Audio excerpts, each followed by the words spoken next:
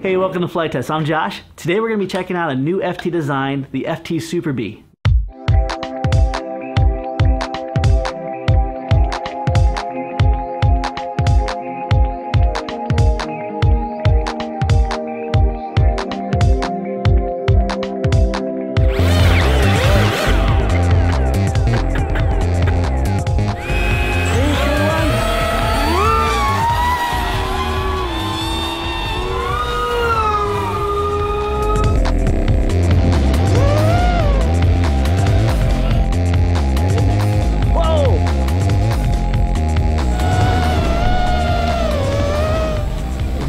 I'm yellow, I still have a hard time track. Let's go down low.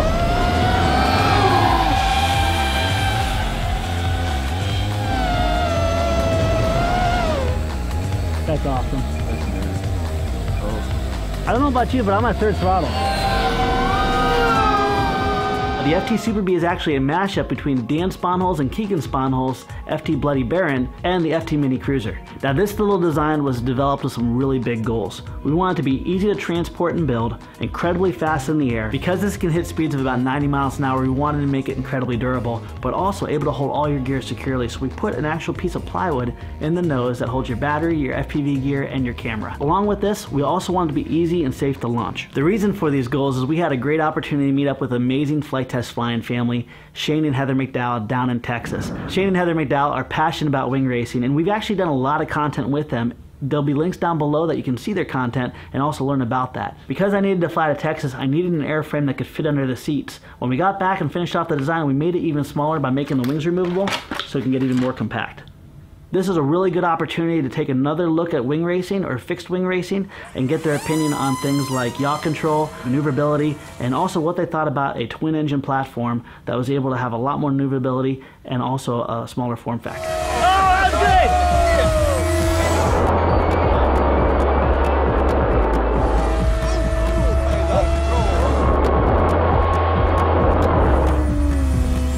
Now the FT Super Bee is a twin engine. This gives you some really unique key benefits. There's zero torque because both the props are counter-rotating, which means you're not going to pull to the left or right depending on which way the motor's going. Also, there's no obstruction in front of the camera, and because the motors are actually pulling it through the air rather than pushing it, for its small platform you get an incredibly smooth and fast flight. The yaw control works off a differential thrust. There's no rudder servo on this, so simply to use your yaw control, you speed up one motor or the other motor to go left or right.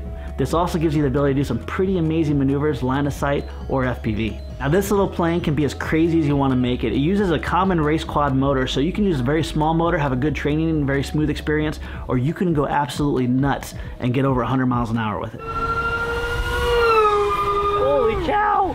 It can go off 3-cell or 4-cell and balances with virtually any battery you want to configure with it, depending on how you arrange your motors and your battery and your camera. We had an amazing experience with Heather and Shane McDowell, but we wanted to get the blessing of the original inspirers for this design, Dan and Keegan Sponholz.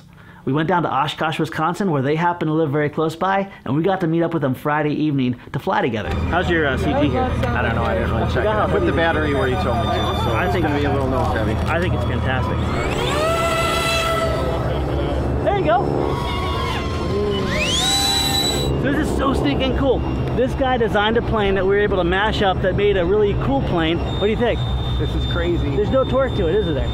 No, not really with the counter-rotating prop. Key benefit of counter-rotating twin-engine planes, there's no torque. You just hit the throttle and it goes. A little sketchy. Not bad. A handful of fly.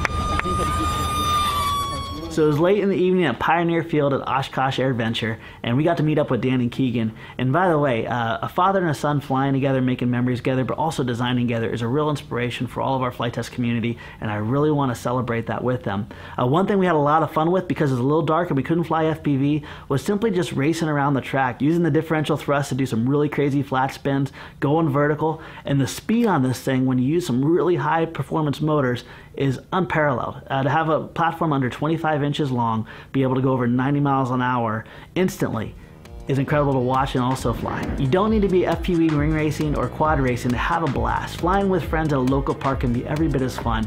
And we got to meet up with Nick, Andres, and David at a local park. This little plane was built for speed, but also for fun. You can shoot gaps, you can point it like an arrow and shoot right through whatever you want. It's incredibly stable even though it's incredibly small because so much of the motors are pushing over the wings. You can turn really tight, you can loop tight, you can turn on a dime, and also the roll rate is astronomical. You can dial it down as little as you want if you're a beginner, or you can amp it up. This is a strong intermediate airplane. I wouldn't recommend it for your first plane, but maybe for your first twin engine with a lighter motor setup. Friends, I want to sincerely thank you for watching. A special thank you to Dan and Keegan Sponholes and also Heather and Shane McDowell for being instrumental, along with Andres, Nick, and David. We really love working with communities on designs like this, and if you guys are new to Flite Test and wondering about this, our passion is building airplanes out of common, simple materials that are very affordable that can be built very quickly. This plane can be built with our free downloadable plans in an evening, or you can go ahead and buy our speedbuild kit, which is now available. Look for the free video coming up on how to build it, and we'll see you next time.